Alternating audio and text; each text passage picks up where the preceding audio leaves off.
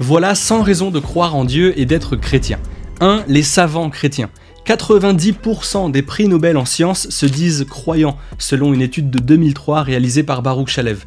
Parmi eux, il y a 2/3 de chrétiens. Tous ceux qui ont fait la science actuelle, Lemaître, Copernic, Newton, Mendel, Pasteur, Tesla, Edison, Volta, Linné, Eddington, Planck, Lamarck, Kepler, Ampère, que des chrétiens qui ont voulu étudier la science au nom de leur foi.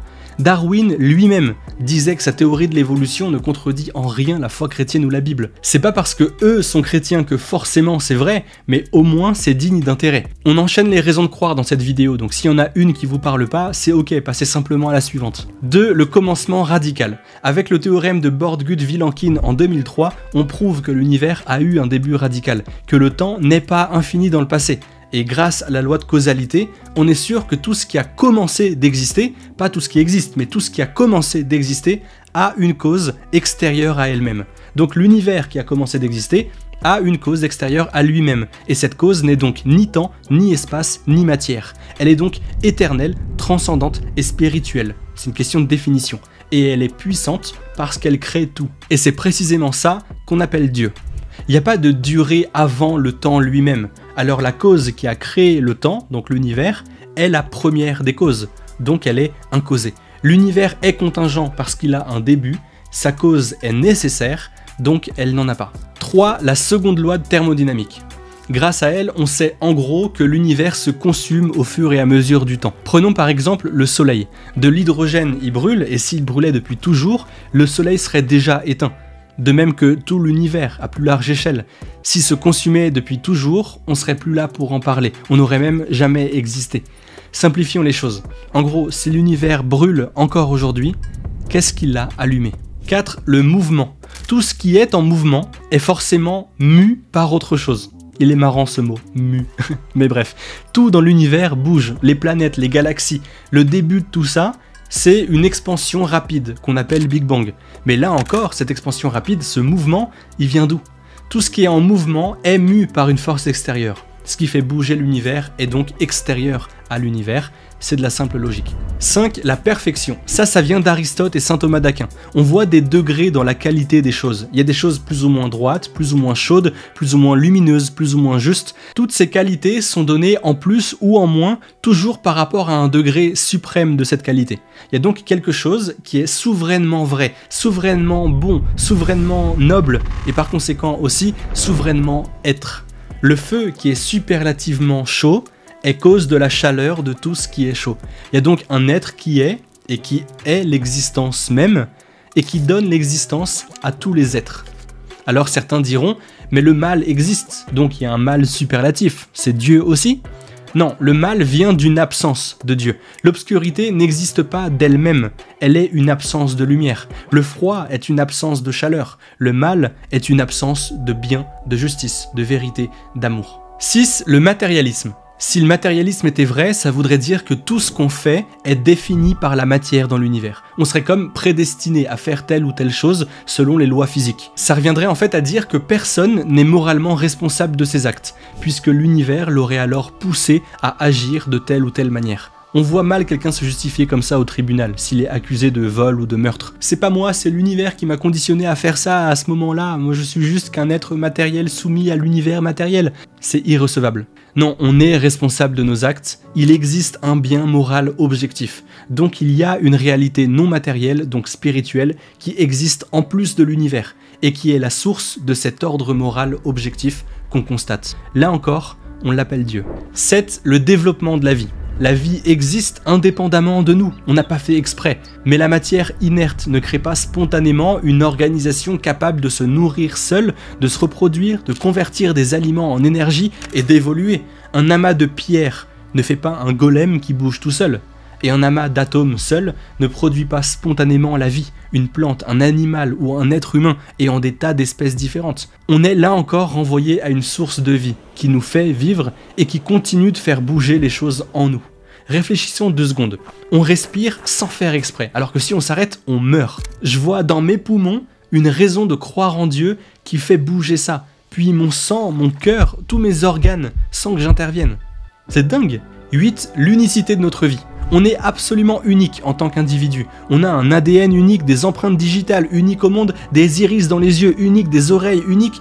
Pourquoi être si singulier si c'était inutile? Il semblerait qu'on soit unique car nécessaire pour un but précis. Sinon, ça n'a absolument aucun sens. Donc 9, la foi donne un sens à la vie, tout simplement. L'athéisme est désespérant en fait, parce qu'il dit que peu importe le bien et le mal qu'on fait, un jour tout disparaît. Même ceux qui vivront après nous disparaîtront. Donc rien n'a de sens en fait, peu importe ce qu'on fait ou pas. Pourtant on existe. On peut donc raisonnablement penser qu'on a une utilité qui dépasse même ce monde. En fait, dire que la vie n'a pas de sens, c'est une aberration. Comment accepter que tout vient de rien? Et comment accepter que tout va, mais va pourtant nulle part? Notre existence exige un sens. Car si vraiment notre existence n'avait aucun sens, alors il faudrait aussi l'admettre, on ne serait pas là à exister. 10. Le néant ne crée rien. S'il y avait un jour un néant absolu, rien du tout, il y aurait toujours rien du tout. Même pas de temps, même pas de gravité. Puisqu'aujourd'hui il existe des choses, alors il n'y a jamais eu de néant absolu. Il y a toujours eu quelque chose. Le néant, précisément, ça n'existe pas. 11. Le réglage fin de l'univers. Il existe une trentaine de constantes dans l'univers. Par exemple, la constante de gravitation. Si elle variait d'un chiffre sur 10 puissance 60, aucun de nous n'existerait. Le nombre de secondes depuis le commencement de l'univers, c'est 10 puissance 20. Vous voyez combien ce nombre est fou. En gros, vous prenez un 0, une virgule et 59 zéros puis un 1 derrière.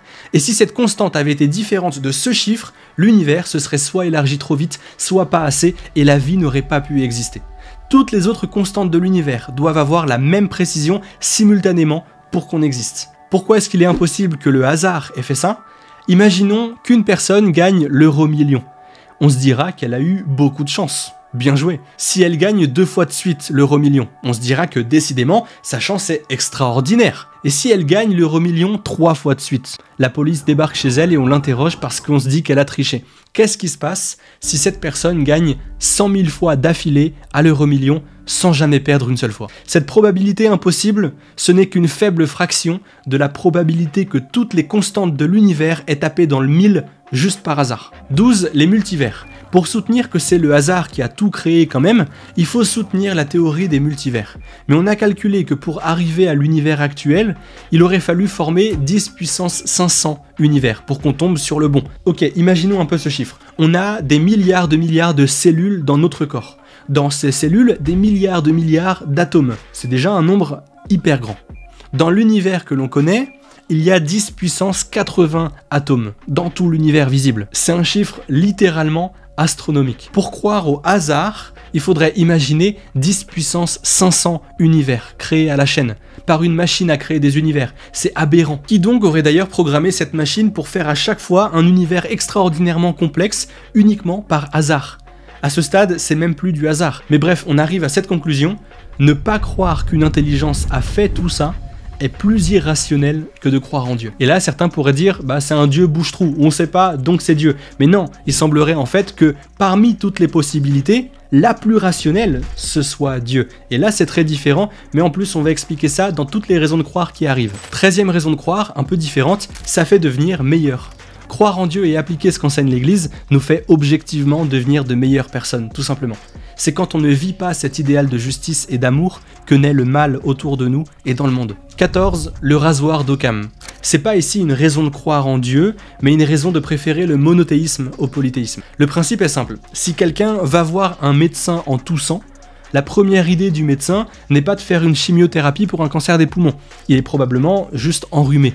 Et seulement si ce n'est pas le cas, on fait d'autres suppositions, mais en partant de la plus évidente à la moins évidente. On considère le simple avant le compliqué. Avant de considérer le pluriel, on étudie le singulier.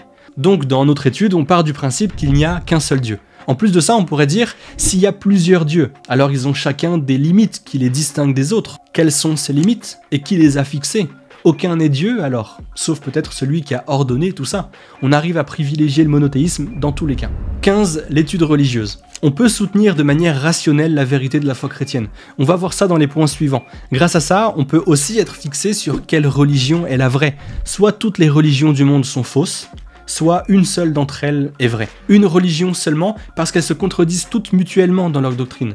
Donc elles ne peuvent pas être vraies simultanément, c'est une question de logique. Face à ça, beaucoup de personnes se disent « Mais alors si je me trompe de religion dans ma vie, je finis en enfer, c'est horrible !» Bah oui, ce serait horrible, et c'est pas ce que dit le christianisme. Dans la foi chrétienne, toute personne qui cherche honnêtement la vérité et suit sa conscience peut aller au paradis. Alors que souvent ailleurs, si on se trompe, bah du coup on va en enfer. Mais Dieu n'est pas un tyran. Le christianisme est l'autoroute vers le paradis et il est nécessaire, forcément, oui. Mais si on n'arrive pas à cette conclusion pour des raisons légitimes, sans faire exprès, Dieu peut évidemment nous sauver malgré ça. Là, c'est incomparable. L'enfer, c'est pas une punition quand on s'est trompé. Ça n'aurait pas de sens. C'est un choix volontaire de ceux qui refusent Dieu et qui donc s'auto-condamnent à l'enfer. L'enfer est la garantie de notre liberté. On peut choisir Dieu, c'est ce qu'il veut, mais on peut aussi le refuser volontairement. Et Dieu respecte ce choix. Mais là, on est plus dans le catéchisme, donc on revient aux raisons de croire. 16. La compilation de la Bible. C'est 73 livres, écrits dans plusieurs styles, historiques ou poétiques, par plus de 40 auteurs, en 3 langues différentes, sur 3 continents, durant 1300 ans. Il n'y a jamais eu un livre comme ça dans l'histoire. Et alors que ça devait être un mélange pas possible, ben il n'y a absolument aucune incohérence. Tout le monde cite la création du monde dans la Genèse et la théorie de l'évolution pour pointer une incohérence. Mais en fait, Darwin lui-même dit que les deux sont pleinement compatibles. La Genèse est évidemment allégorique. Elle dit des choses vraies, mais en images, c'est de la poésie hébraïque. Donc même ceux qui l'ont écrit ne lisent pas ce texte littéralement, et c'est pleinement compatible avec la science, la théorie de l'évolution, etc. Donc 17, la cohérence de la Bible. Il y a 65 000 références croisées dans la Bible. C'est absolument incomparable une nouvelle fois. Si un homme avait écrit ça, il serait le plus grand auteur de l'histoire de l'humanité. Donc soit Dieu a vraiment inspiré la Bible, soit c'est très difficile d'expliquer cette cohérence extraordinaire. 18. Le Nouveau Testament de la Bible avec l'Évangile. C'est le texte le mieux attesté de toute l'histoire de l'Antiquité. On a environ 24 000 manuscrits. C'est 10 fois plus que tous les autres manuscrits principaux réunis. 19. L'histoire et l'archéologie. Les chercheurs s'appuient sur la Bible pour trouver des gens, des bâtiments, retracer des événements de l'histoire, comme Ponce Pilate, la synagogue de Capharnaüm, la piscine de Bethesda, des rois et des civilisations de l'Ancien Testament, etc. Les récits poétiques de la Bible, c'est une chose, comme l'Arche de Noé par exemple, mais les récits historiques sont vérifiés par l'archéologie moderne, sur le site de Qumran par exemple, ou encore près de Jérusalem. C'est pour dire combien la Bible est fiable historiquement. 20. La précision spatio-temporelle.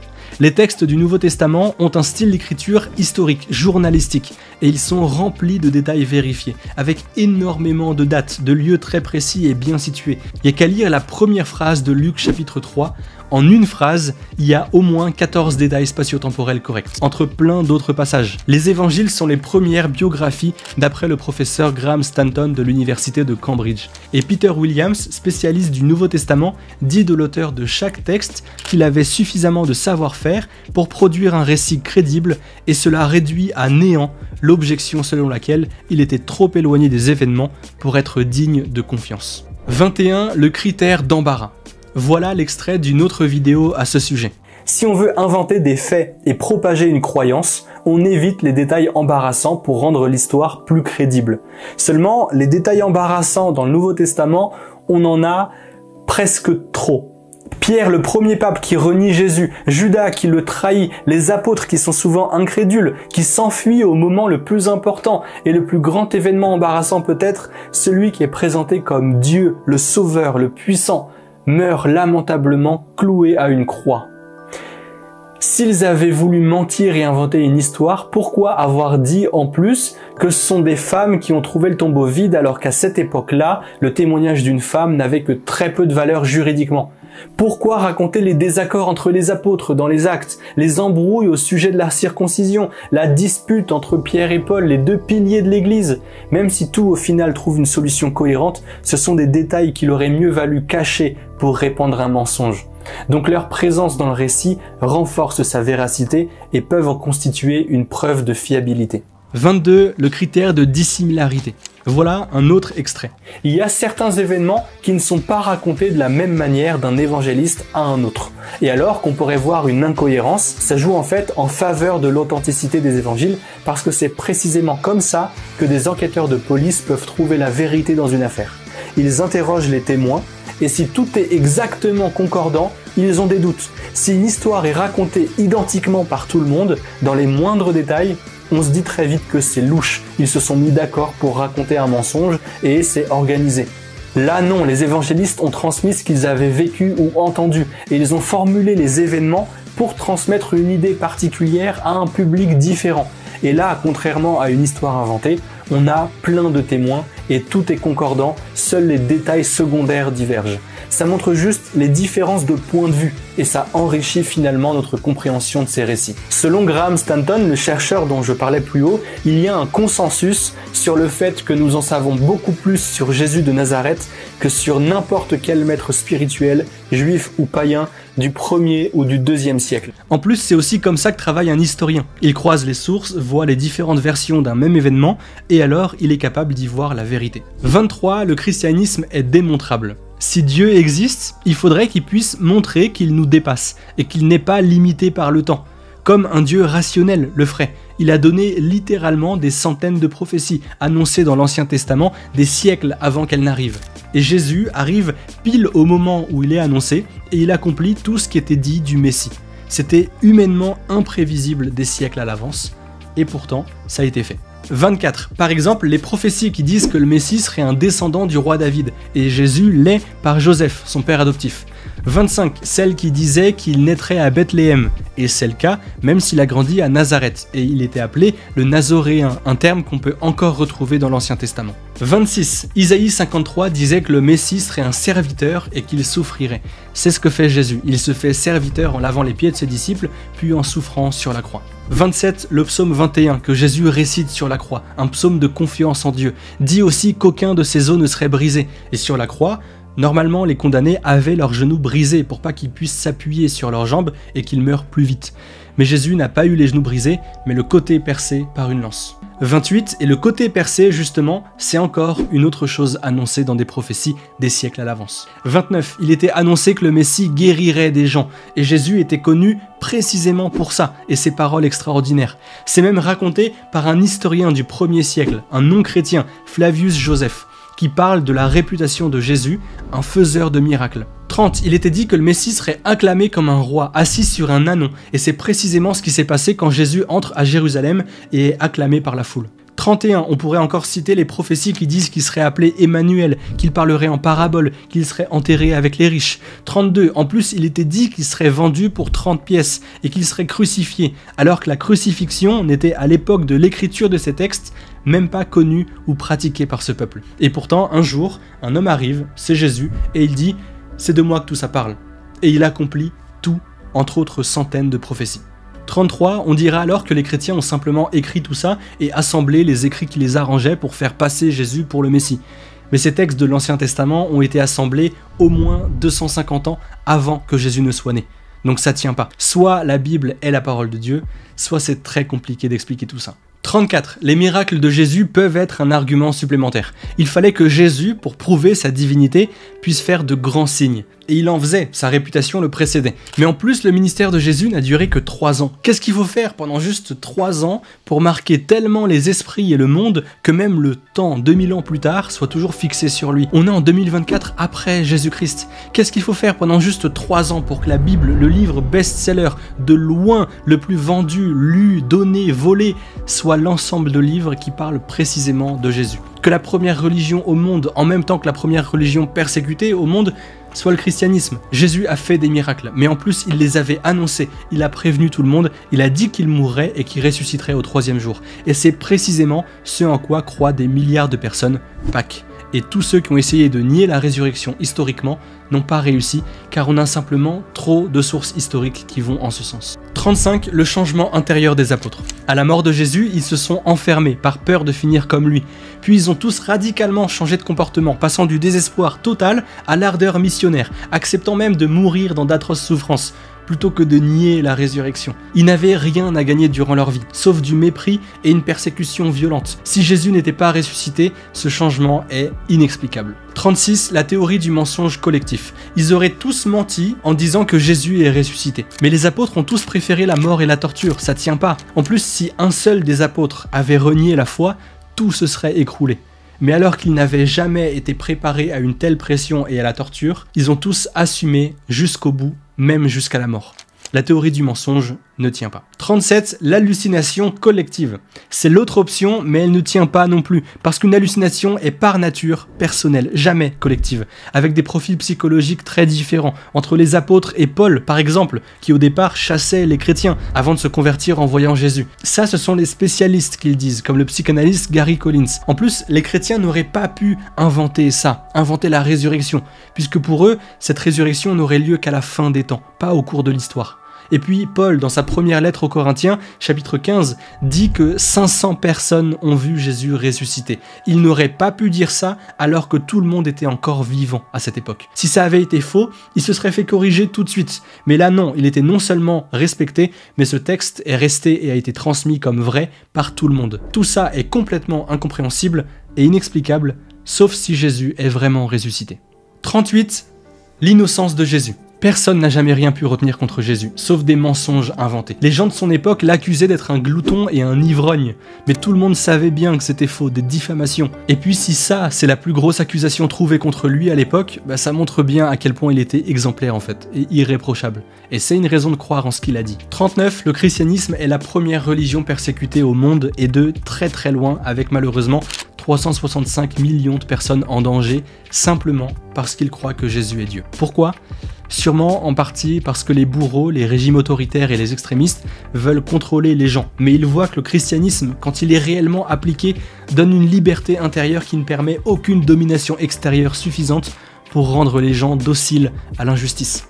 Cette paix intérieure et cette joie inébranlable, encore aujourd'hui, c'est une raison de croire. 40. Le taux de divorce. En règle générale, chez les couples, c'est 1 sur 2. Chez les chrétiens qui prient ensemble, c'est de 1 sur 1156, selon ces études. À mon avis, là encore, c'est éloquent pour dire que quelque chose de puissant se cache derrière la prière. 41. On a aussi mesuré l'impact de la lecture de la Bible sur le cerveau. Voilà l'extrait d'une autre vidéo. L'étude a été menée sur toutes les tranches d'âge de 8 à 80 ans. Sur les jours 1 et 2, il n'y a pas eu beaucoup de changements. Mais le 3e jour, les résultats ont commencé à être visibles. Voilà les statistiques pour les personnes qui lisaient la Bible 4 fois par semaine ou plus. Le sentiment de solitude a chuté de 30%. L'aigreur de 43%, la colère de 32%, l'alcoolisme de 42% et l'addiction à la pornographie de 61%, entre autres résultats. Conclusion, ouvre ta Bible. Voilà le nom de l'étude à l'écran, mais ça dit simplement, encore une fois, à quel point la Bible peut être forte. 42. Les stratégies de coping religieux. Sur toutes les études qui sont faites dans les hôpitaux, les personnes hospitalisées croyantes sont de loin les personnes qui supportent le mieux les soins et qui psychologiquement sont les plus en forme. Rien que ça est à mon avis une raison de croire. On pourrait parler d'effet placebo, mais ça change rien en fait par rapport à tout ce qu'on a vu avant. D'autant plus que même s'il y a parfois un effet placebo, c'est pas contradictoire avec Dieu. On peut dire que c'est lui qui donne cet effet pour faciliter la guérison. Mais surtout, il y a des moments où en fait on ne peut que conclure à la réponse Dieu, même pas un effet placebo. On verra ça plus tard encore. 43. Les soins. Dans tous les cas, même avec des soins et des médecins, la guérison est inexplicable toute seule. Les soins sont nécessaires, mais ils ne font que réagir le corps. La médecine a l'expérience d'autres patients pour savoir quels actes ont quels résultats. Et les actes qui donnent de bons résultats, on les appelle soins, tout simplement. Mais le mouvement des cellules toute seule, la guérison, la vie humaine spontanée, elle se contrôle pas et elle se provoque pas non plus. Un acte, c'est une chose, mais le développement spontané des cellules, le mouvement, personne ne peut le faire. Là encore, on peut parler de miracle, et on peut dire que même si les soins nécessaires peuvent venir des gens, la guérison, elle, est inexplicable, c'est un mystère, et elle vient de Dieu. 44. Revenons à Jésus. Il a affirmé être Dieu, ça c'est attesté par toutes les sources historiques. On a donc 3 possibilités. Pour dire ça, soit Jésus était fou, soit il mentait, soit il avait raison. Mais il n'y a pas vraiment d'autre solution. On pourrait dire qu'il pensait vraiment être Dieu, mais il se trompait. Mais si quelqu'un se trompe en pensant être Dieu, en fait il est fou. Surtout dans la seule région du monde qui condamne à mort pour blasphème cette affirmation. Est-ce que Jésus mentait ? Il a été persécuté puis tué pour ça. Et à chaque fois il avait la possibilité d'avouer son mensonge. Mais non, il a préféré mourir dans d'atroces souffrances. On peut au moins admettre qu'il était sincère dans sa démarche. Alors est-ce qu'il était fou ? Là encore non, puisqu'il était reconnu comme étant sage, enseignant les foules, étant appelé maître, même dans le temple juif et dans les synagogues, il a toujours donné des punchlines extraordinaires qu'on connaît toujours aujourd'hui, même chez les non-chrétiens. Les Romains, les Juifs et les chrétiens autour de lui étaient en admiration devant son éloquence. Donc Jésus n'était pas un menteur, il n'était pas fou, la seule solution qui reste, c'est qu'il disait la vérité. Et pour ça, on l'a vu, il avait de bons arguments avec ses miracles et particulièrement sa résurrection. 45. L'être humain est un être spirituel par nature. Dès la préhistoire, dans les peintures sur les murs des cavernes, on pensait que c'était de la décoration, mais les historiens de l'art sont clairs. Ce sont comme des prières ou des événements racontés pour guider les âmes vers un au-delà. Donc rejeter toute spiritualité aujourd'hui, c'est enterrer une part parmi les plus profondes de notre propre humanité. 46. La première religion du monde. La force n'est pas toujours dans le nombre, mais le fait de savoir que parmi toutes les spiritualités, ce soit toujours la foi chrétienne qui a convaincu le plus de monde, ça peut être pour certains une nouvelle raison de croire. Enfin, ces gens ne sont pas idiots, et malgré toutes leurs différences, c'est ça qu'ils ont choisi. C'est pas fondé sur rien, ils ont tous des raisons de croire différentes, et ça vaut le coup de savoir quoi. 47. L'espérance qu'ont les chrétiens. C'est pas un vague espoir, mais dans sa définition théologique, c'est une ferme confiance. Par rapport à la mort, à la souffrance et à son engagement dans le monde, le chrétien croit et espère, au sens où il sait par une ferme confiance en Jésus-Christ, fondée sur des raisons solides, que le paradis existe et que c'est le sens de sa vie. Il sait qu'il est libre, que Dieu ne le traite pas comme un nourrisson, mais comme un homme ou une femme qui doit être responsable. Donc le chrétien peut prendre en main sa vie et être utile aux autres, gratuitement, pas pour lui-même. Il sait que le monde est blessé, que le mal existe, mais que le mal est en fait simplement là où on préfère l'absence de Dieu, qui est le bien par excellence. Donc le chrétien sait que tout n'est pas perdu. Tant qu'il vit, il a des choses à faire pour améliorer le monde, et c'est même sa responsabilité. Mais il est constamment soutenu par Dieu, ce qu'il appelle la providence, dans toutes les situations.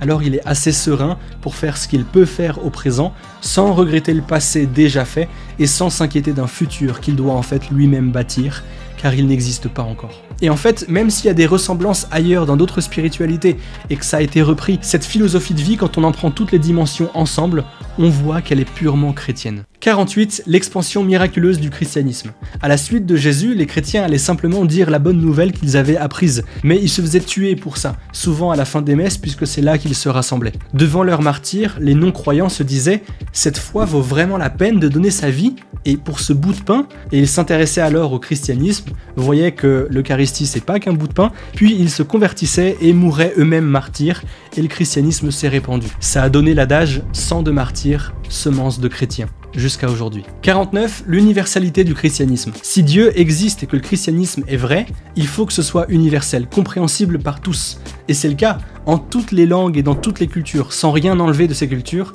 mais en les soulignant au contraire. Sans forcer à parler une langue particulière pour tout comprendre, ni à adopter une culture particulière. Tout le monde peut trouver du sens dans la même foi chrétienne, la comprendre et y adhérer.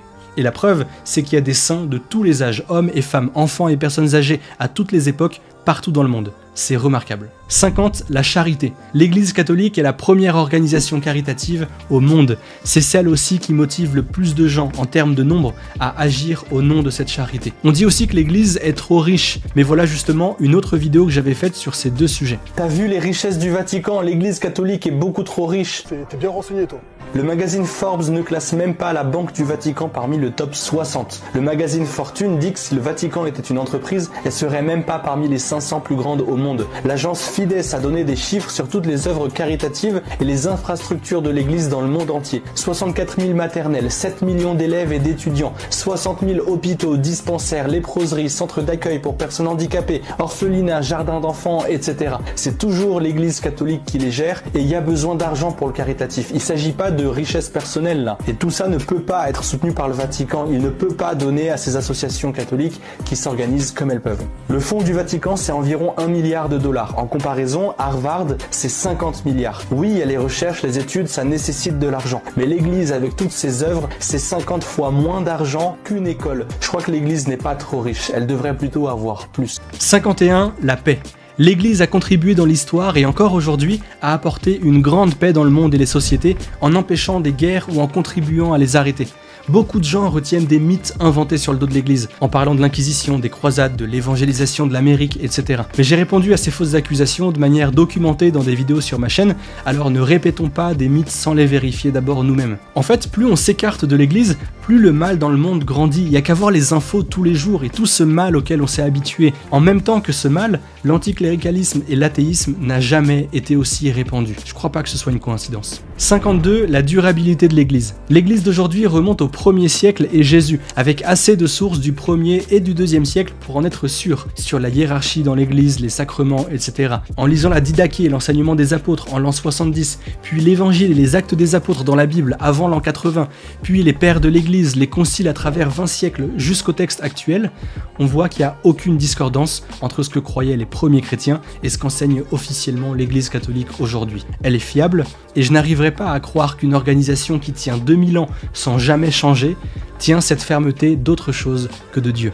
Même les civilisations les plus développées au monde ne tiennent pas aussi bien dans le temps. 53. Les avancées dans la société. On a parlé des sciences plus tôt, mais on peut aussi mentionner le droit par exemple, puisque les lois sont à la base des dérivés et des précisions des 10 commandements et de la culture judéo-chrétienne. Même si de nos jours, plus on s'écarte de l'Église, plus entre dans la société et donc la loi des choses qui s'écartent de la vérité. 54. La médecine. Quoi qu'on dise, c'est à l'Église catholique qu'on doit les hôpitaux. Il y avait des médecins avant et ailleurs que dans l'église, même des très bons, évidemment. Il y avait dans l'Antiquité des lieux de soins, mais ils étaient privés, pour des familles particulières ou des groupes précis comme les soldats uniquement. On note quelques lieux d'hébergement public, comme le Prytanée ou le temple d'Asclépios chez les Romains, mais c'est tout. L'étranger est toujours considéré comme un ennemi, ou au mieux comme quelqu'un auquel on ne doit rien. C'est avec le christianisme qu'apparaît l'idée d'une assistance gratuite, fondée sur la charité et la miséricorde envers les pauvres et les affligés. Ça a donné, grâce aux clercs et aux religieuses, des lieux de soins ouverts à tous. Même si aujourd'hui des groupes privés pas du tout liés à l'église en ont fait un business, c'est bien à l'église catholique que l'on doit notre système de santé, et c'est pour moi une nouvelle raison de croire. 55. L'art. C'est grâce à l'église catholique que l'art s'est développé d'abord en Occident puis dans le monde. Les gens étaient illettrés. Pourtant, il fallait leur enseigner le catéchisme et leur parler de l'évangile. Donc on a commencé à peindre les passages de la Bible, et ensuite on a voulu travailler l'esthétique des églises et des lieux importants de la foi chrétienne. Donc l'église catholique, en tant qu'institution, finançait les meilleurs peintres qui se sont fait connaître, ont développé leur art et leur technique grâce aux œuvres qui ont été faites pour l'église. On pense à d'innombrables peintures, mais aussi sculptures et bâtiments, avec les cathédrales par exemple, qui sont encore aujourd'hui des chefs-d'œuvre architecturaux. Je dis pas que tout ça n'existait pas avant ou ailleurs que dans l'église, je dis simplement que c'est grâce à elle que ça s'est autant développé. 56. Les écoles. C'est l'église qui a rassemblé le savoir dans les universités et les monastères, puis l'a développé. C'est donc aussi à elle qu'on doit le développement des écoles pour tous, toujours par charité, par œuvre de miséricorde. Il fallait veiller à l'éducation du peuple, et c'est l'église qui s'en est chargée, quand personne d'autre ne voulait le faire. 57. La technologie. L'église a permis de nombreuses recherches, les a financées ou encouragées, et leur développement a été si grand qu'au moment de la découverte de l'Amérique ou des grands voyages autour du monde, on s'est rendu compte que l'Europe avait une avance technologique extraordinaire et qu'elle dominait largement le reste du monde de ce point de vue-là. Et c'est plus tard que la culture occidentale s'est répandue. Une nouvelle chose qu'on doit à l'église. 58. Les mythes. Après tout ça, tout ce qu'on arrive à retenir contre l'église encore aujourd'hui, ce sont des clichés ou des mythes créés au XVIIIe siècle lors de la constitution civile du clergé, par des révolutionnaires non seulement athées, mais profondément anticléricaux et anticatholiques. Tout ce qui allait contre l'église catholique était bon à prendre et était transmis. C'est dommage. Au sujet des croisades, de l'inquisition, de l'évangélisation de l'Amérique par exemple. Plus tard, il y a encore d'autres mythes qui ont été propagés, comme les prétendues collaborations lors de différentes guerres, juste fausses et infondées. En plus, on a eu les abus sexuels dans l'église. J'en ai fait des vidéos sur cette chaîne pour voir les choses plus objectivement. Il y a eu du vrai, mais il y a aussi eu beaucoup de faux.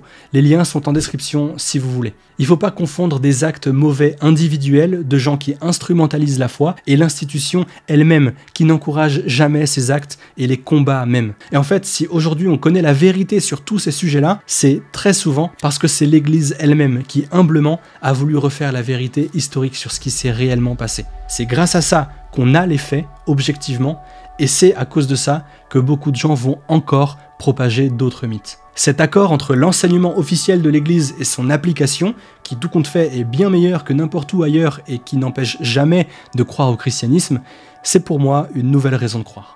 59. La présomption d'innocence et le système judiciaire actuel. Les docteurs de l'ancien droit parlent de règles protégeant l'innocence. Ils disent qu'en cas de doute, il convient d'incliner à l'absolution. Je cite, c'est un terme religieux, soit dit en passant. Justinien, au 5e siècle, disait « Il vaut mieux laisser échapper un coupable que de condamner un innocent ». Et cette idée, c'est l'Église au Moyen-Âge qui l'a appliquée, contrairement à tous les seigneurs laïcs, en installant le système judiciaire actuel, qui n'est plus un système accusatoire, mais un système inquisitorial, c'est-à-dire d'enquête. Voilà aussi pourquoi il faut étudier le mythe autour de l'Inquisition. La vidéo est ici et en bas. En 866, le pape Nicolas Ier met déjà en avant une volonté de douceur dans la transmission de la foi, puis Alexandre III, au XIIe siècle, qui redonne les prémices de la présomption d'innocence, et ça a conduit au système judiciaire actuel, grâce à l'Église catholique. 60, le nombre de saints dans l'histoire. L'Église a canonisé plusieurs milliers de personnes, c'est-à-dire qu'elle les donne en exemple pour le monde. Ils inspirent de très nombreuses personnes. À leur école et en lisant la Bible, on se rend en fait compte que le développement personnel, les spiritualités New Age, n'ont rien inventé. Elles ont simplement repris ce qui marchait déjà dans le christianisme, et souvent en les mélangeant à d'autres choses mauvaises auto-centrantes, mais c'est une autre question. On retient dans tous les cas que le christianisme est pionnier en matière de développement humain. Et c'est une raison de croire. 61, le cadre qu'offre l'Église. Elle apprend à discerner, à choisir, à être libre et responsable. Elle porte une sagesse millénaire. À ce sujet, beaucoup de gens diront qu'elle donne des règles trop strictes, mais on peut voir ça autrement. Prenons l'image d'une rivière. Elle pourrait voir ses bordures, ses deux rives, comme des limites qui l'empêchent de s'étendre. Mais si elle ne les avait pas, elle deviendrait plein de marécages vaseux et puants. Ces deux rives, ces limites, la guident en fait vers son vrai but, la mer. Pour nous, dans l'Église, c'est pareil. On vise l'océan, quel paradis. Ne nous laissons pas convaincre que les marécages sont désirables. Ce cadre permet réellement de grandir et être libre. On a assez d'exemples dans l'histoire, on l'a vu. 62, l'exemple des saints. Chacun d'eux a développé des vertus tellement grandes qu'il a produit des conversions. Ils pourraient à eux seuls, individuellement, être des raisons de croire et d'être chrétiens. Prenons quelques exemples. Saint Thomas d'Aquin pour ce qu'il a apporté à la philosophie ou la métaphysique et la profondeur de sa réflexion. Juste pour la rigueur de sa somme théologique, n'importe qui peut aisément l'appeler un génie de la philosophie. Et à la fin de sa vie, il dit avoir eu une révélation de Dieu et avoir été émerveillé de la profondeur de ce mystère, au point de dire que tous ces travaux qu'on admire tellement ne sont que de la paille. Si Thomas d'Aquin est arrivé à un stade intellectuel, spirituel si grand qu'il a voulu renoncer à sa vie de travaux, c'est que la foi qu'il y a derrière mérite vraiment de s'y intéresser. Et même sans ça, la somme théologique est déjà suffisamment émerveillante. 63, Saint François d'Assise. Pour toutes les questions d'écologie intégrale qu'on se pose aujourd'hui par exemple, ne cherchez plus, au XIIIe siècle, il les mettait déjà en avant. D'ailleurs, sa simplicité de vie est aussi extraordinaire. Je vous donne aussi en cadeau une phrase qui lui est attribuée, commence par faire le nécessaire. Puis, fais ce qu'il est possible de faire, et tu réaliseras l'impossible sans t'en apercevoir. Les phrases clichés de développement personnel, une nouvelle fois, n'ont rien inventé. 64, on peut aussi parler de Saint Paul, changeant de vie de manière bouleversante, passant de meurtrier au plus grand missionnaire de toute l'histoire de l'Église, qui a énormément fait avancer les réflexions sur l'égale dignité des hommes et des femmes, sur l'abolition de l'esclavage, sur le mariage volontaire et la possibilité du célibat, et plein d'autres choses. 65, il y a eu de nombreux papes saints, qui par leur rôle politique aussi ont pu contribuer à arrêter ou empêcher de très nombreuses guerres. Ils ont pu combattre la misère matérielle, affective, spirituelle, intellectuelle et être garants de la bonne transmission de la foi depuis 2000 ans. On peut même en faire une autre raison de croire. 66, l'Église est experte en humanité par son expérience et propose une sagesse qu'on ne trouve nulle part ailleurs. Elle est unique, incomparable, irremplaçable. 67, parlons encore de quelques saints, comme par exemple Sainte Jeanne d'Arc, devenue chef de guerre à peine 15 ans, elle négocie avec un roi, en fait couronner un autre, alors qu'à la base, elle naît au fin fond d'une campagne reculée. Quoi qu'on dise, soit elle a vraiment eu des apparitions, et la foi chrétienne est vraie, soit c'est très difficile à expliquer. 68, Sainte Hildegarde de Bingen, qui révolutionne la médecine uniquement à base d'éléments naturels. Ses autres écrits lui valent d'être nommé docteur de l'Église pour la profondeur intellectuelle et spirituelle de ses travaux. 69, Sainte Thérèse de Lisieux, qui devient religieuse à 15 ans, alors qu'elle n'aurait jamais dû se faire connaître, son humilité et sa discrétion l'ont rendue célèbre dans le monde entier.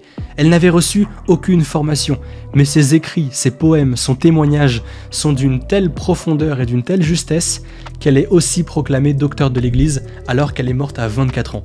Qu'est-ce qu'on fait, nous, à 24 ans ? 70, Saint Pierre Claver était surnommé l'esclave des esclaves. Durant les horreurs du commerce triangulaire et l'esclavage des Africains en Amérique, il est parti là-bas pour prendre soin d'eux. Il entrait dans les cales quand les esclaves arrivaient pour leur donner à manger, les aider à se nettoyer, les habiller, les réconforter, soigner leurs blessures, enterrer les morts et les consoler. Après 40 ans de service, 24 heures sur 24 auprès des esclaves, il est tombé malade, puis il est mort. Il a baptisé en tout plus de 300 000 personnes en Amérique. Ça permet aussi de dire que si la foi s'est développée en Amérique, c'est pas à cause d'une violence de l'Église, mais grâce à elle, malgré une violence déjà existante. 71, bienheureux Isidore Bakanja. C'était un esclave, persécuté par son responsable opposé à la foi. Isidore s'était converti, il catéchisait aussi les personnes autour de lui, et il est mort sous les coups de ceux qui voulaient qu'il arrête. Il n'avait pas arrêté. Cette force de la foi que les gens préfèrent à la mort, c'est encore une raison de croire. Bien joué Isidore. 72, Saint Jean-Paul II, qui parlait couramment 8 langues, qui a voyagé l'équivalent de 31 fois le tour du monde. Si on rassemblait tous ses écrits, ça équivaudrait à 20 Bibles. C'est lui qui a lancé les Journées mondiales de la jeunesse, qui rassemblent régulièrement des millions de jeunes du monde entier. Il est à la source de la théologie du corps, qui explique théologiquement à quel point le sexe, c'est beau quand il est bien fait. Et on lui doit aussi la version moderne du catéchisme de l'Église catholique, grâce auquel on enseigne la foi aujourd'hui. Il a survécu à une tentative d'assassinat et il est allé en prison pour pardonner à son agresseur. En bref, il est badass. Quand on voit toutes ces actions, on est poussé à se demander ce qui le motivait. Et la réponse est toujours la même, la foi chrétienne. 73, on pourrait encore parler d'autres saints comme Louis et Zélie Martin, Saint Jean-Marie Vianney, Sainte Blandine qui est extraordinaire, je vous laisse creuser. On pourrait aussi parler de Saint Maximilien Kolbe qui a donné sa vie pour un homme qu'il ne connaissait pas à Auschwitz. Ou on peut parler tout simplement de 74, Jésus, le premier saint en fait. Sa vie bouleversante, la sublimité de sa parole, ce sont des raisons de croire en elles-mêmes. Lisez l'évangile et dites-vous qu'avant lui, personne n'avait jamais dit ou entendu ça, même si nous aujourd'hui on s'y est habitués, grâce à lui. Autour de lui on disait « personne n'a jamais parlé comme cet homme ». Ces mots sont tellement puissants que beaucoup se convertissent juste en les écoutant. Sa pédagogie dans l'enseignement, son comportement et sa position, toujours juste, qu'il s'agisse de gens très respectés ou de prostituées. Chaque personne pouvait toujours se sentir aimée par lui tout en se voyant proposer une amélioration. Il ne sciait jamais la branche sur laquelle les gens étaient assis, mais il leur montrait une branche plus haute en leur en faisant voir la beauté pour qu'ils la choisissent d'eux-mêmes. Il a marqué toutes les générations, d'année en année, jusqu'à aujourd'hui, sans discontinuer.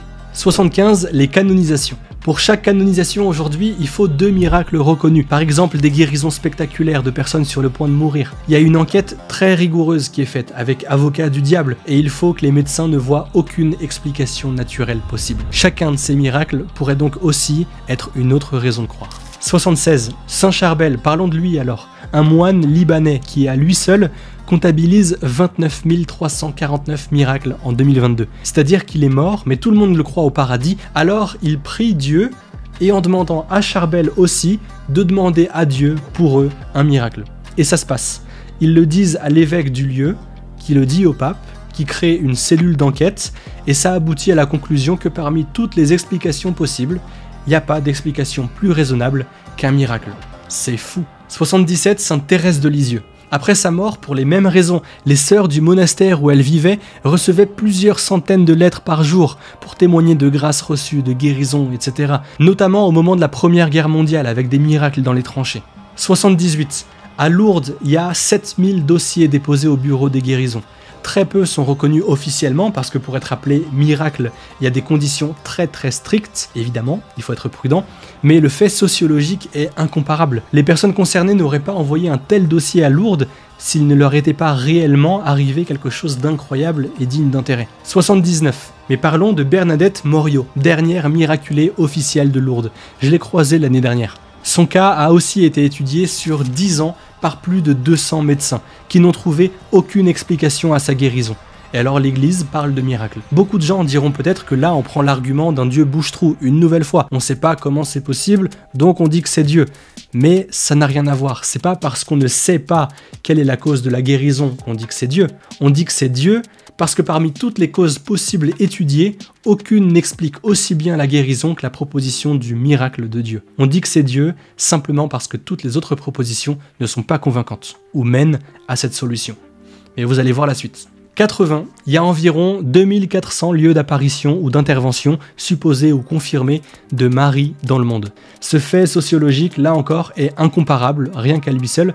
Ça commence à faire beaucoup, juste pour le christianisme, et c'est très éloquent. Mais beaucoup de ces apparitions sont confirmées, comme celle de Lourdes. Par exemple, Bernadette Soubirous à Lourdes avait 14 ans quand elle va dire au prêtre qu'elle a vu une dame, je cite, « Ce prêtre lui demande qui elle était. » Bernadette lui demandera, et la dame répondra, « Je suis l'Immaculée Conception. Ça convaincra le prêtre puisque non seulement Bernadette n'avait aucun moyen de connaître cette expression, Immaculée Conception, mais ce terme était utilisé depuis seulement très récemment avec la proclamation du dogme de l'Immaculée Conception de Marie quelques années plus tôt.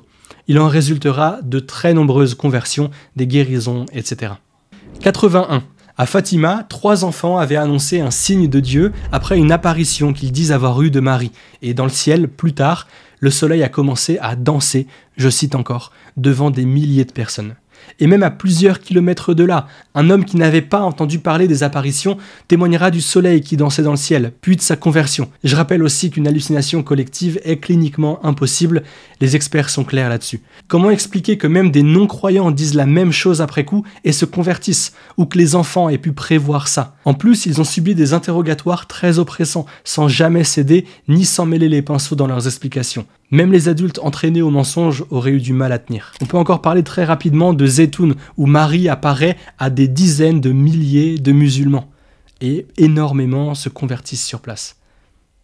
Là encore, c'est dingue, c'est juste incomparable dans toute l'histoire de l'humanité, peu importe les religions et les époques. 82. En Colombie, le 31 janvier 1906, un gigantesque tremblement de terre fait de gros dégâts. En plus de ça, un tsunami arrive sur la ville de Tumaco. Le point le plus haut est littéralement à 2 mètres d'altitude. Tout le monde se pense donc condamné face au tsunami. Mais le curé du village sort l'ostensoir, une hostie consacrée, et fait face à la vague. Devant le Saint-Sacrement, elle s'arrête, puis recule, pour enfin s'aplatir au large. Tous les lieux aux alentours ont été détruits, sauf cette île de Tumaco, qui aurait dû avoir le plus de dégâts, mais qui est la seule à ne pas avoir été touchée par le tsunami. Ce genre de miracle eucharistique pourrait aussi être des raisons de croire à eux seuls tellement il y en a.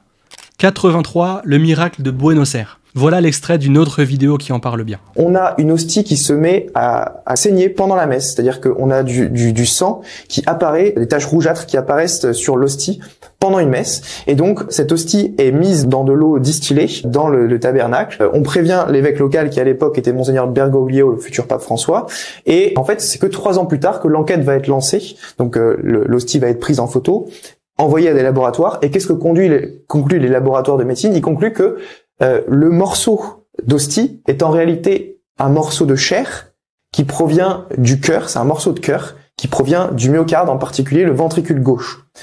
Et que... Donc c'est des échantillons de l'hostie. Échantillons de l'hostie analysés au microscope. Et que le sang qui est dessus, c'est du sang qui est encore vivant, alors que l'hostie a passé 3 ans dans de l'eau distillée. Normalement, l'eau distillée, ça enlève tous les nutriments. Ça veut dire que normalement, il peut pas y avoir de sang vivant. C'est-à-dire qu'en 15 minutes, il y a plus de vie, il y a plus de cellules vivantes. Et ben non, les médecins, quand ils ont analysé le morceau, ils ont dit mais le cœur est vivant. C'est comme s'il avait été pris sur un patient il y a pas longtemps. Et donc, ils étaient stupéfaits. Ils ont envoyé ça au plus grand expert en pathologie cardiaque et en médecine légale, qui est le docteur Frédéric Zoukibé, à la Columbia University de New York, et lui, ils l'ont envoyé sans lui dire qu'il s'agissait d'une hostie. Ils lui ont donné, monsieur, pouvez-vous analyser ce morceau de chair sans lui dire que ça provient d'une hostie et de l'Eucharistie. Et donc il analyse. Pas d'où ça vient. Il savait pas d'où ça venait, il l'a analysé et il dit, ce morceau est issu du myocarde d'un cœur humain, en particulier le ventricule gauche, et la personne en question avait dû beaucoup souffrir. À cause des globules blancs dans le sang. À cause des globules blancs dans le sang. Et le sang est encore vivant. Et alors c'est là où ils lui disent que le morceau provient d'une hostie, et là il était stupéfait en disant mais au moment où vous m'avez apporté l'échantillon, celui-là était vivant, le cœur était en train de battre. Donc tout le monde était stupéfait, voilà. Donc si vous voulez retrouver des analyses plus approfondies là-dessus, je vous renvoie au livre du cardiologue Franco Serafini, qui a écrit un livre en 2019 là-dessus pour analyser médicalement les miracles eucharistiques. C'est le meilleur livre publié sur le sujet. 84. Dans plusieurs autres miracles de ce style, les hosties ont été observées au microscope pour toujours arriver aux mêmes conclusions. Une autre chose frappante, c'est que le groupe sanguin AB est très rare. La probabilité pour qu'il soit retrouvé sur tous les cas de miracles est tout simplement infiniment petite. On rajoute qu'à l'époque de beaucoup de ces miracles, ce groupe sanguin n'avait pas encore été découvert. Donc il était simplement impossible de truquer des examens pour y mettre du sang du bon groupe. D'un point de vue humain, c'est simplement inexplicable. La solution la plus rationnelle est de conclure à un miracle. 85, ou d'autres miracles eucharistiques comme celui de Lanciano ou de Sienne, de guérison comme celle de Bruce Van Natta, de Pierre de Ruder, ou de personnes autour de nous à la suite de prières. Il y en a plein. 86, le satanisme. Ça peut paraître curieux, mais si le catholicisme est faux, pourquoi le satanisme est exclusivement anti-chrétiens et même anti-catholiques. Quand on voit leurs efforts dans les sacrilèges, les croix à l'envers, les vols d'hosties consacrées, les messes noires, etc. Voilà pourquoi je parle de ça juste après les miracles eucharistiques. Dieu y est présent et c'est justement ça que chassent les satanistes. 87, les prières et les guérisons. On peut aussi dire ce qui se passe dans de très nombreuses églises lors de prières qu'on appelle de guérison ou prières des malades. À Paris, il y a l'église Notre-Dame des Victoires qui fait ça, ou la plus connue dans la même ville, Saint-Nicolas-des-Champs. J'ai fait une vidéo à ce sujet qui s'affiche ici. De nombreuses personnes malades viennent prier à l'église et sont guéries. Il y a en plus de ça beaucoup de signes particuliers. C'est une autre raison de croire. Dans tous les cas, on peut aussi parler des prières exaucées en général. Quand on prie pour des relations, le travail, etc. Parfois aussi, on prie pour des choses et on ne les voit pas arriver. Mais c'est parce qu'on n'a pas regardé à côté. Quand Dieu ne donne pas ce qu'on demande précisément comme on le demande, on se rend bien vite compte qu'il prépare en fait quelque chose de mieux. Ne cherchons pas des bonbons spirituels, des cadeaux d'un Dieu magique. La vraie foi, c'est une relation vraie avec Dieu entre deux personnes volontaires et libres. Pour l'avoir vécu, le vivre encore, et pour savoir combien de gens l'expérimentent aussi quand ils osent, les prières exaucées, c'est très clair, et c'est une raison de croire. 88, notre expérience. En nous crie l'urgence et la nécessité de savoir ce qu'on fait sur Terre, le sens de notre vie. Et si c'est pas le cas, c'est mauvais signe. Cette question, soit on l'enterre, soit on se pose cette question essentielle de l'origine et du sens de notre vie. On sait que si tout ça est vrai sur la foi chrétienne, sur l'Église, sur le monde, sur le paradis, si tout ça est vrai et qu'on se pose même pas la question, il y a trop à perdre. Et qu'on le veuille ou non, ça, ce mouvement intérieur, c'est une quête spirituelle et c'est le début d'une pensée théologique. Cette position de départ, on pourrait dire que c'est celle de l'agnostique, qui n'affirme pas qu'il n'y a rien, qui ne nomme pas encore non plus précisément ce qu'il y a, mais qui sent bien qu'il y a quelque chose qui le dépasse et qui n'est pas de l'ordre du matériel. C'est ça le début de la vie spirituelle, et parce que ça concerne tout le monde, c'est une raison de croire. 89, les charismes de l'Esprit Saint. Ça peut sembler particulier pour les non-croyants, et pourtant c'est bien réel. Je l'ai vu et expérimenté moi-même. Quand on prie Dieu, on reçoit parfois des choses surnaturelles pour les autres. Il peut s'agir de paroles de connaissance, des choses que l'on sait à propos de quelqu'un ou de ce qui se passe actuellement dans sa vie et qu'elle n'avait en fait jamais dit à personne, et qu'on peut lui dire pour consoler, par exemple. Ça peut être des charismes de guérison quand on prie pour une personne malade et qu'elle se retrouve immédiatement guérie. Comme dans l'évangile en fait, c'est ce que faisaient les disciples et c'est ce dont parle saint Paul dans sa première lettre aux Corinthiens chapitre 12, entre autres. Ce mot charisme, ça veut dire don en grec. Pour toutes ces fois où en prière au nom de Jésus-Christ, des personnes ont été guéries ou consolées, pour toutes ces fois où j'ai pu le vérifier et le voir directement, comme tellement d'autres, je dis que c'est une raison de croire. 90, les témoignages de conversion. Certains disent que le témoignage, c'est le genre d'argument le moins solide parmi tous les arguments possibles. Parce que je pourrais dire demain matin, j'ai vu un alien en face de moi. Ça serait pas forcément crédible, et on le comprend. En revanche, quand autant de personnes si différentes disent qu'elles ont expérimenté la même chose en décrivant ça de la même manière, et en plus leur vie est bouleversée pour toujours, alors si, c'est un bon argument. Quand la vie de la personne a réellement changé, et en bien. 91, les visions et les rêves. Une partie étonnamment grande de chrétiens convertis, souvent de l'islam, se sont convertis à la suite d'une vision, d'un rêve ou même d'une apparition, de Jésus, de Marie, d'un saint ou une sainte en particulier. Il y en a énormément. Et parce que leur vie change réellement après ça, et qu'à chaque fois, c'est jamais incohérent avec la Bible et l'enseignement de l'Église, alors c'est une autre raison de croire. 92, plein de conversions pourraient aussi être des raisons de croire à elles seules, vu comment elles sont réfléchies et les fruits qu'elles portent.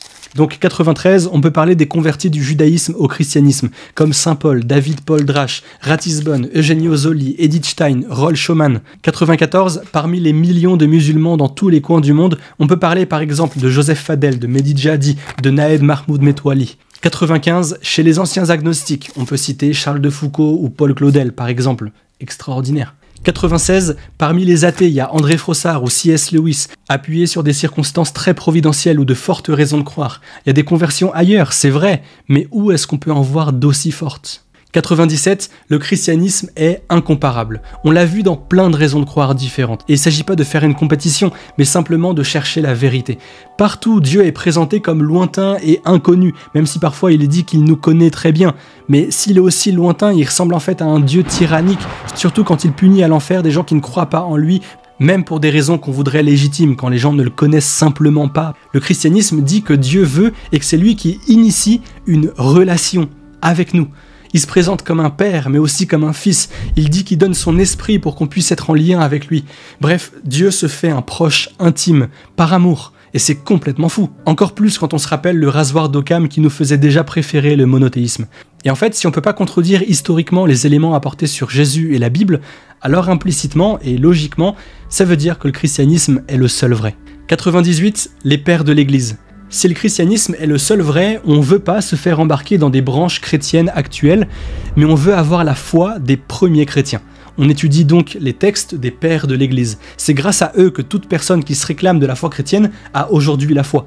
Et en fait, tous ces pères de l'Église, comme Ignace d'Antioche, Polycarpe de Smyrne, Irénée de Lyon, Justin Martyr, Hippolyte de Rome, Origène, Cyprien de Carthage, Jean Chrysostome, Augustin d'Hippone, Innocent Ier, Léon le Grand, et bien d'autres, tout cela professe unanimement et explicitement la foi catholique. C'est un énorme signe. Je vous encourage à lire la lettre aux Romains de saint Ignace d'Antioche ou sa lettre aux Smyrniotes. C'est écrit en l'an 107. Ignace d'Antioche est le 3e évêque de cette ville, disciple des apôtres Pierre et Jean.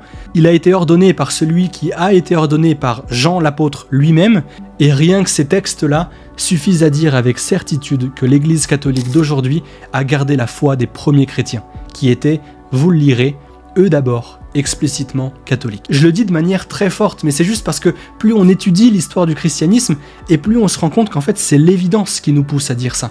99, certains disent peut-être, mais alors pourquoi tout le monde n'est pas déjà croyant si tout ça est vrai ?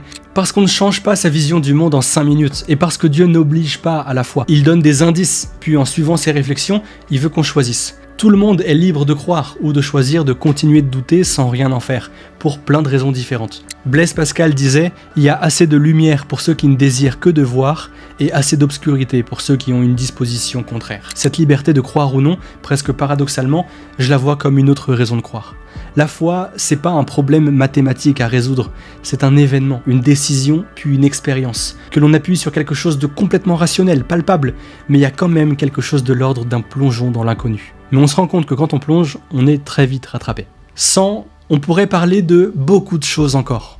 Mais la plus grande raison de croire, c'est pas une raison, mais c'est le fait qu'on en ait des milliers dans tous les domaines de la vie, tous les domaines d'études, toutes les cultures, toutes les époques, et que toutes convergent vers la même conclusion, celle de la foi chrétienne. Et pour démontrer que le christianisme est faux, il faut démontrer une à une que toutes ces raisons de croire sont fausses. Mais si une seule est vraie, alors c'est suffisant pour se convertir au catholicisme. Moi j'en suis convaincu, alors je vous encourage à creuser ces raisons de croire qui ici sont quand même très résumées, et je prie pour vous. Priez aussi pour moi, et puisque c'est pour ça qu'on existe, soyons saints. A plus.